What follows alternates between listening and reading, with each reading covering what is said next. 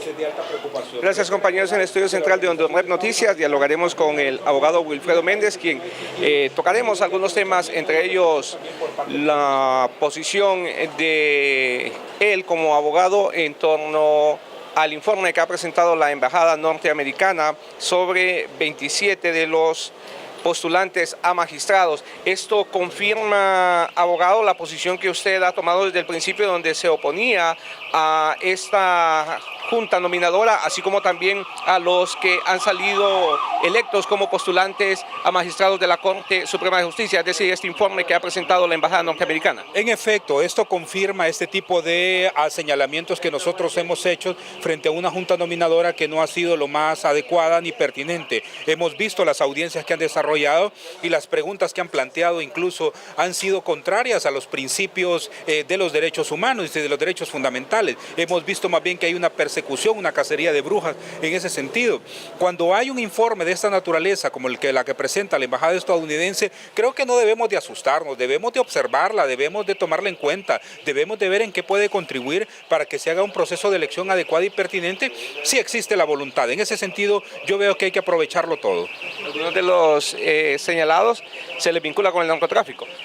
Bueno, no sé exactamente todavía cuáles son sus vinculaciones, sé que hay procesos de investigación sobre estas personas, pero como le menciono, un candidato a magistrado de la Corte Suprema, ya siendo magistrado, pues debe de ser una persona con las más altas calificaciones de idoneidad y con la capacidad para poder resolver en función de temas de narcotráfico, en temas de crimen organizado, y no podrá hacerlo si tiene algún nivel de vínculo. Por eso me parece muy importante que se pudiera tomar en cuenta este tipo de observaciones. Sin embargo, yo le digo, aquí hay un elemento, si bien es cierto, estos pudieran salir por la presión externa que existe y no ser candidatos al final, pero lo que vamos a tener también son personas cuya plena actitud de entreguismo a grupos mezquinos, pues desafortunadamente no le van a hacer bien a la Corte. Así es que aquí tenemos ya una sentencia dada de que habrán 15 magistrados de la Corte Suprema al servicio de intereses mezquinos, y eso no lo podremos evitar porque sencillamente tenemos una junta nominadora que no hará lo propio y un Congreso de la República en el cual la mayoría calificada que se requiere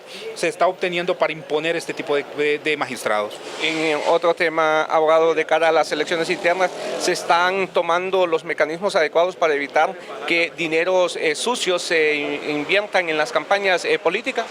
En efecto, hay muchas preocupaciones siempre alrededor de quién financia las campañas. Hay investigadores sociales que determinan que el problema de Honduras es el mal de origen. El mal de origen está en los políticos y el financiamiento que estos reciben.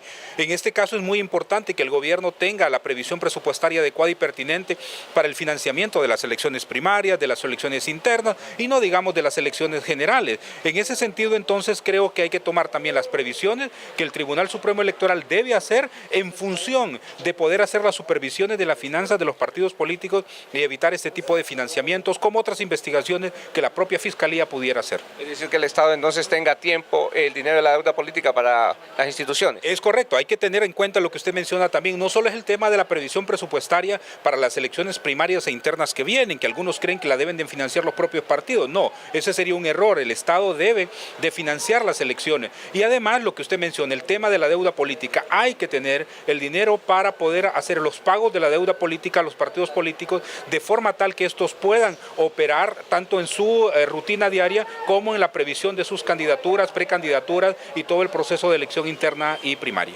El abogado Wilfredo Méndez dialogando sobre el informe que ha presentado la Embajada norteamericana de algunos de los postulantes a magistrados, así como en el tema político. Con esta información volvemos al estudio central de Honduras Noticias.